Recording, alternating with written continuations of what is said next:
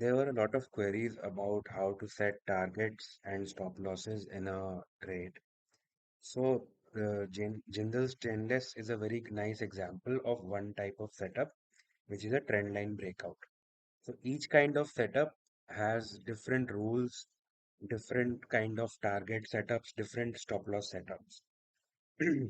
So, I'll explain in a short way how we set targets and stop loss in a trend line setup. Trend line breakouts are very common and we use them to indicate to ourselves that there is a breakout and we are going to enter it. So we see here that Jindal Stainless was in this up and down pattern. This is a bearish pattern जिसमें lower लोज बन रहे हैं और lower highs बन रहे हैं, highs भी लो है, तो ट्रेंड लाइन नीचे आ रही है, the trend is downwards. This was the high, then the next high was lower than the previous high, then the next high was again lower than the previous high, next high was again lower than the previous high. तो ये bearish pattern था. लोज भी आप देखोगे तो या तो equal है या लोअर लोज है, तो ये बेरिश पैटर्न था एक, कि अभी नीचे के ट्रेंड में है and we are waiting for the trend line to break. What does the trend line break suggest? That these are lower highs and here it has created a equal high and then it has gone up, which means the next high it is going to make, it is going to be a higher high, the first higher high since the peak.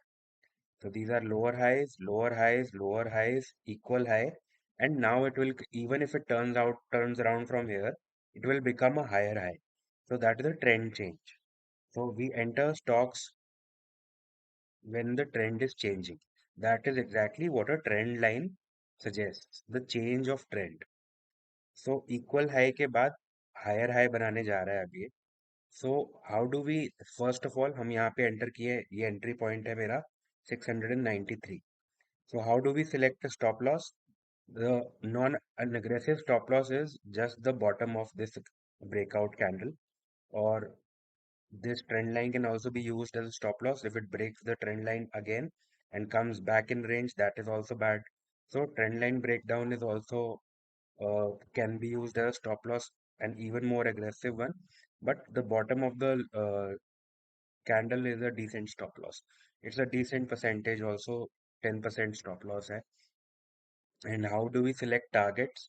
So the basically targets and stop losses, as I explained yesterday also, targets are further resistances and stop losses are made at supports.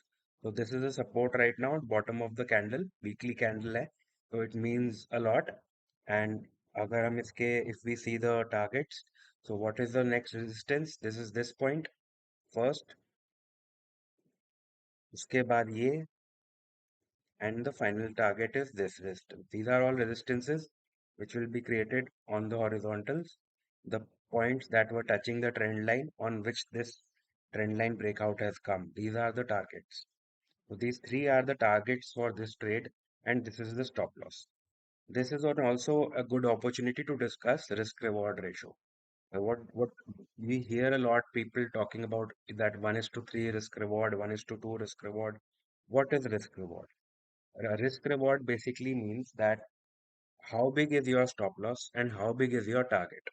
So let's say if you are buying a stock at 100 rupees and you are keeping 20 points as stop loss, so that is 20%, and your target is 10%, कि 10% gain मिलेगा तो मैं निकल जाऊंगा.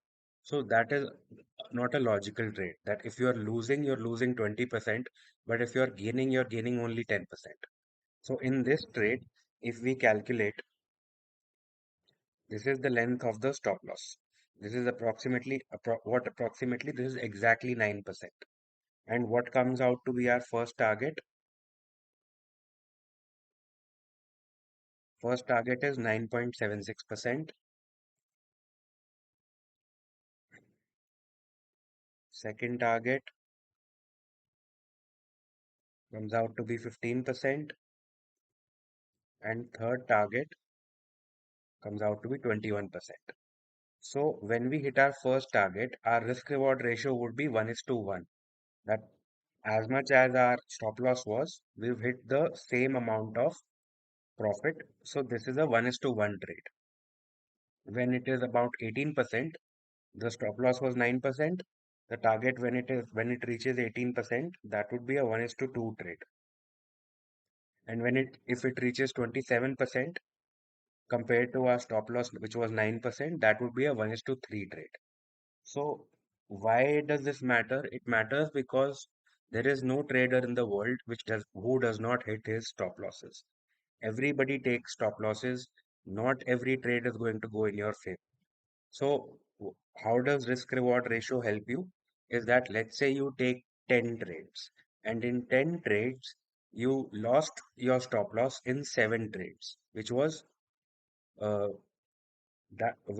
you lost those trades in 7 trades. But in 3 trades you did 1 is to 3 risk reward profit. 1 is to 3 risk reward profit means almost 90% gain. Let's say if you were taking 10% stop losses everywhere, and in 3 trades you got 30%. So that is 90% gain. And in 7 trades that you lost, that is 70% loss. So if you are following good risk reward ratio, even if you lose 70% of the time, you are winning only 30% of the time, still you are going to be profitable. Stop loss has to be small, and the targeted reward ratio is to you should be at least 2, or the best case scenario is 3. That you if you get 3, that is a very good risk reward ratio, 1 is to 3. Uh, for each trade, the amount is going to be different because you are going to see how much you are risking, how big is your stop loss, and is the proper target coming to that level.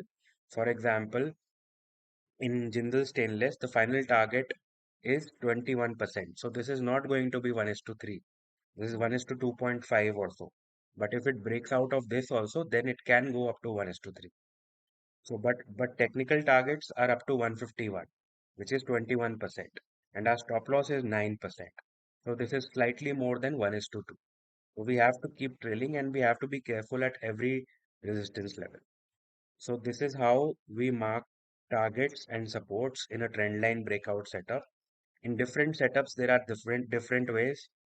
So I'm going to cover these small topics like this in small videos so that we can discuss each type of setups.